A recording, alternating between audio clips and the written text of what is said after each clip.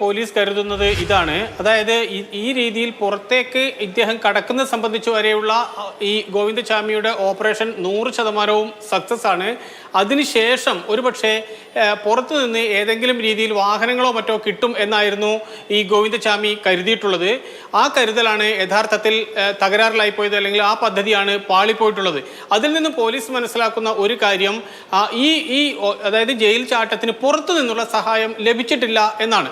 അഥവാ പുറത്തു നിന്നൊരു സഹായം ലഭിച്ചിരുന്നു എങ്കിൽ ഒരുപക്ഷെ ഗോവിന്ദചാമി ആ സമയം കൊണ്ട് തന്നെ രക്ഷപ്പെടുമായിരുന്നു. കാരണം ഈ സെൻട്രൽ ജയിലിൻ്റെയും ആകാശവാണിയുടെയും ഇടയിലുള്ള ആ ചെറിയ സ്ഥലത്ത് അതിൻ്റെ ഒരു മരത്തിൻ്റെ കീഴിൽ ഏതാണ്ട് 4:30 വരെ 1:30 ജയിൽ ചാടി പുറത്തെത്തിയ അയാൾ ഏതാണ്ട് 3 മണിക്കൂറിലധികം ആ മരത്തിൻ്റെ കീഴിൽ ഇരിക്കുകയായിരുന്നു ചെയ്തത്.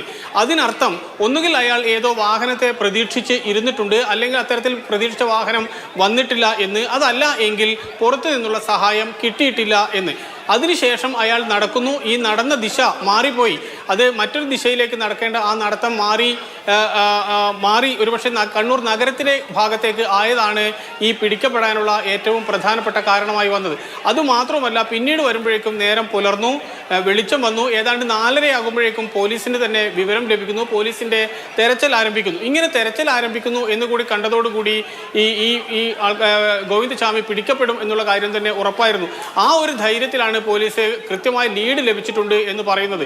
പിന്നീട് ഈ പറയുന്ന സന്തോഷ് എന്ന് പറയുന്ന ഓട്ടോ ഡ്രൈവർ കാണുന്നതോടുകൂടി കൃത്യമായും ആ മേഖലയിൽ തന്നെയാണ് ഉള്ളത് എന്ന കാര്യവും ഉറപ്പാക്കി.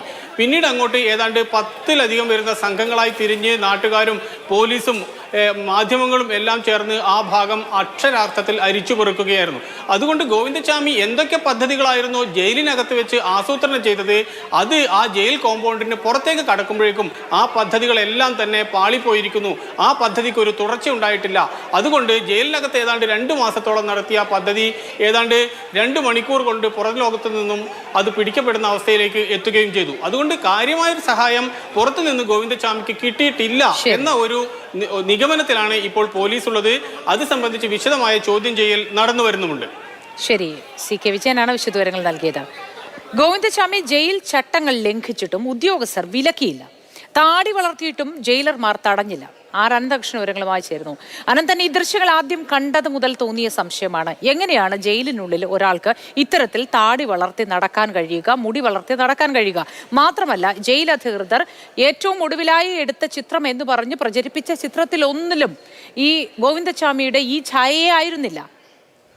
മോത്തി, ജയിൽ ചാടി മണിക്കൂറുകൾക്കകം തന്നെ ഗോവിന്ദചാമിയെ കിട്ടിയത് വലിയ ആശ്വാസമാണ്. എന്നാൽ ഇനിയുള്ള ചോദ്യം, ചോദ്യശരങ്ങളുടെ മുൾമുനയിൽ നിൽക്കുന്നത് കണ്ണൂർ സെൻട്രൽ ജയിൽ അധികൃതരാണ്. എന്തുമാത്രം ചട്ടലംഘനങ്ങളാണ്, സുരക്ഷാ വീഴ്ചകളാണ് ആ ജയിലധികൃതർ വരുത്തിയത് എന്നുള്ളത് ഈ ജയിൽ ചാട്ടത്തിൽ തന്നെ വ്യക്തമാണ്. ഇതിൽ ഗോവിന്ദചാമി ജയിൽ ചാടി എന്ന് മനസ്സിലായ ഉടൻ തന്നെ ജയിലധികൃതർ പുറത്തുവിട്ട ചിത്രം നോക്കൂ.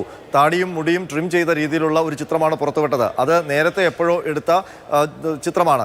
മാത്രമല്ല, ഇപ്പോൾ പ്രാഥമിക അന്വേഷണത്തിലെ വിലയിരുത്തൽ ഇയാൾ 1 മാസമായി, 4 ആഴ്ചയിലധികമായി ഈ ജയിൽ ചാട്ടത്തിനുള്ള മുന്നൊരുക്കങ്ങൾ നടത്തി എന്നാണ് പ്രാഥമിക റിപ്പോർട്ട്.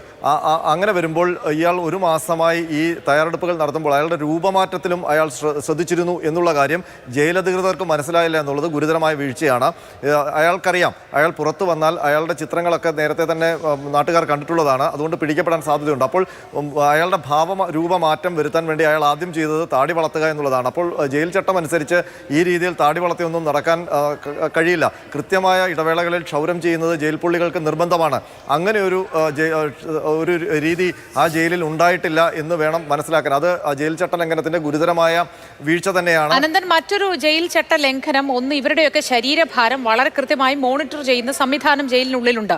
ഭക്ഷണം കൃത്യമായി നൽകുക, ആരോഗ്യപരമായ കാര്യങ്ങളിൽ ഇടപെടൽ നടത്തുക, ഇതെല്ലാം ഉള്ളതാണ്.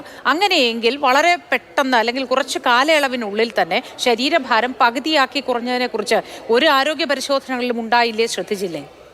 ഈ ശരീരഭാരം കുറച്ചതുമായി ബന്ധപ്പെട്ട് നമ്മൾ ചോദിക്കുമ്പോൾ അവർ പറയുന്നത് നേരത്തെ തന്നെ ഇയാൾ ഒരു കൃശഗാത്രനാണ് എന്നുള്ളതാണ്.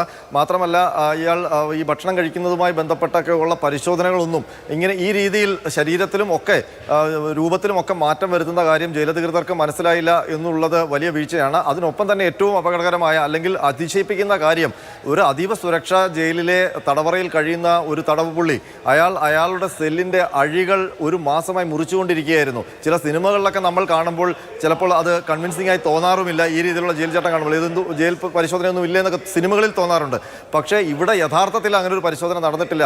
ഈ സുരക്ഷാ ജയിലിൻ്റെ പരിസരത്ത് പോലും ജയിലർമാർ വരുന്നില്ല എന്ന് വേണം മനസ്സിലാക്കാൻ. അല്ലെങ്കിൽ ഒരു മാസമായി ഒരു തടവുപുള്ളി എങ്ങനെയാണ് ആ ജയിലിൻ്റെ വാതിലിലുള്ള 2 അഴികളും ഒരു ക്രോസ് ബാറും മുറിച്ചുകൊണ്ടിരിക്കുന്നത്?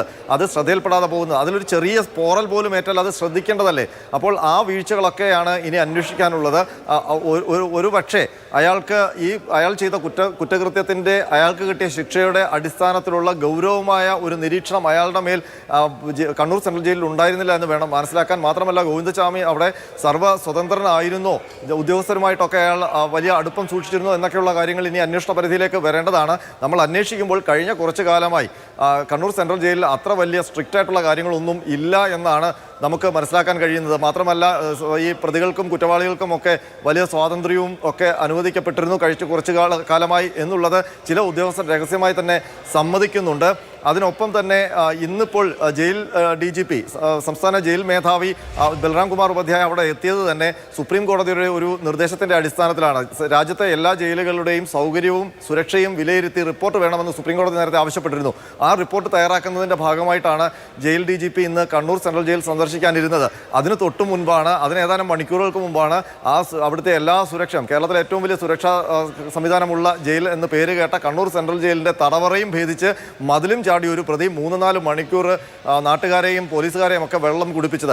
ഏതായാലും ഇത് സംബന്ധിച്ച് വലിയ അന്വേഷണം വേണ്ടിവരും. ജയിൽ ഉദ്യോഗസ്ഥർക്കെതിരെ കർശനമായ നടപടിയും വേണ്ടിവരും. നിലവിൽ 4 ഉദ്യോഗസ്ഥർക്കെതിരെ നടപടി എടുത്തിട്ടുണ്ട്. പക്ഷേ അതിനും മുകളിലുള്ള ഉദ്യോഗസ്ഥർക്ക് ഏതൊക്കെ തരത്തിലുള്ള വീഴ്ചകളാണ് സംഭവിച്ചതെന്ന് അക്കമിട്ട് നിരത്തി കണ്ടെത്തി നടപടിയെടുക്കേണ്ടി വരും.